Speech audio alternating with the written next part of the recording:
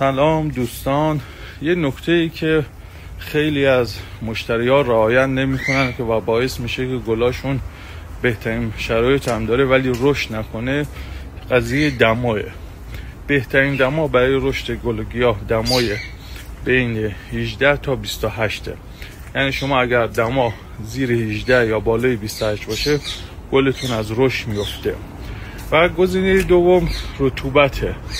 رطوبت هم که شما خودتون میدونید که با اسپری آب، هم جزیره و هم دستگاه بخور میتونید رعایت کنید.